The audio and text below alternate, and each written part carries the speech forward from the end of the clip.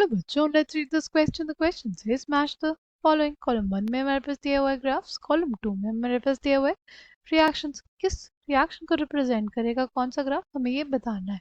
की concept for this question is, की concept क्या हो जाएगा, parallel and consecutive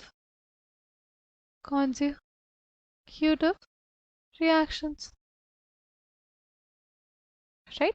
parallel reaction कब होगा, जब जैसे ए है हमारे पास, राइट, ए से हमारे पास बी भी बन रहा हो और ए से हमारे पास सी भी बन रहा हो. ए से अगर बी भी बन रहा हो और ए से हमारे पास सी भी बन रहा हो, तो ये रिएक्शन कैसी हुई, पैरेलल रिएक्शन हुई. या इसको हम लोग ऐसे लिख सकते हैं कि ए से हमारे पास बी बन रहा हो और ए से हमारे पास क्या बन रहा हो, सी भी बन रहा हो. ठीक है, ऐसे रिप्रेजेंट करते हैं इस चीज़ को. तो अगर हम लोग ध्यान से देखें, पी में हमारे पास क्या है, पी में हमारे पास ए से टू बी भी बन रहा है और ए से सी भी बन रहा है. और अगर हम लोग देखें, एस, ए से बी बन रहा है और ए से टू सी बन रहा है. अगर हमारे पास ए से टू बी बन रहा है और ए से सी बन रहा है, यहाँ पे टू बी है हमारे पास. टू बी इंडिकेट ये करता है कि बी की कंसंट्रेशन ज़्यादा तेजी से इंक्रीज करेगी दैन कंसंट्रेशन ऑफ सी.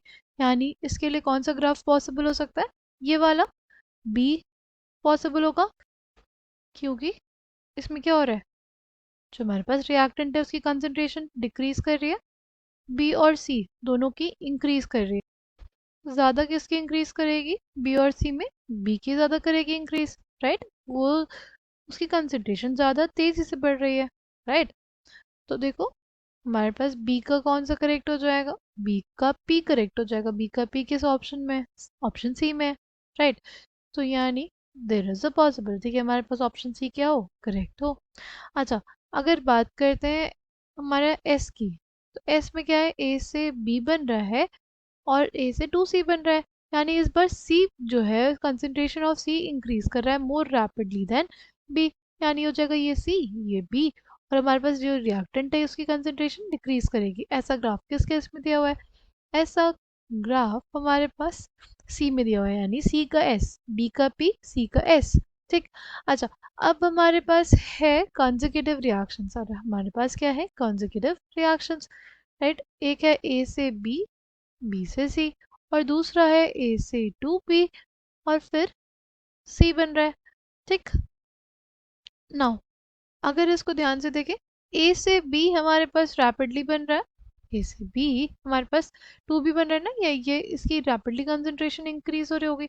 और जब डिक्रीज हो रही होगी, वो क्या हो रही होगी, वो कम रैपिडली डिक्रीज हो रही होगी, राइट. जैसे हमारे पास इसके लिए ग्राफ कैसा आ जाएगा, ये हमारे पास कंसंट्रेशन टाइम ग्राफ था, कंसंट्रेशन टाइम ग्राफ. ये भी हमारे पास क्या था, कंसंट्रेशन टाइम ग्राफ.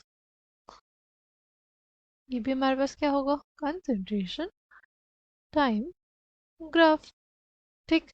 तो ए की जो कंसंट्रेशन है वो क्या करेगी, ए की जो कंसंट्रेशन होगी वो तो हमारे पास डिक्रीज करेगी. ठीक. ए की कंसंट्रेशन डिक्रीज कर रही है. ठीक.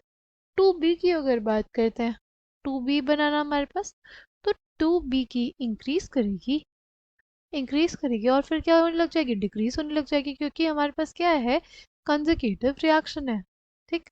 और सी है उसकी हमारे पास क्या होने लग जाएगी, सी की जो कंसंट्रेशन है वो इंक्रीज करने लग जाएगी. सी की कंसंट्रेशन क्या होने लग जाएगी, सी की कंसंट्रेशन हमारे पास इंक्रीज करने लग जाएगी.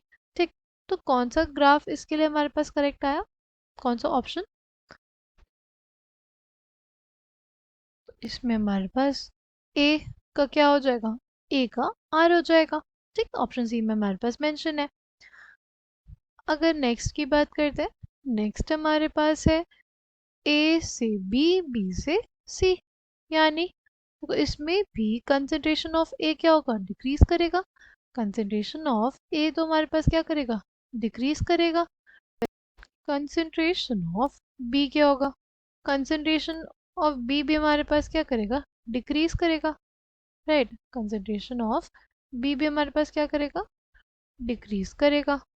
ठीक. क्योंकि बी बन रहा है और तुरंत हमारे पास क्या बन जा रहा है, तुरंत ही हमारे पास सी बन जा रहा है, ये ए के लिए और ये बी के रिस्पेक्ट में। और कंसंट्रेशन ऑफ सी तो क्या कर रहा है, इंक्रीज कर रहा है। ठीक, तो ये ग्राफ किस में है, ये ग्राफ हमारे पास डी का है, राइट, और डी मैच करेगा क्यू से। Correct answer for this question will be option C. I hope you understood it well. Thank you and all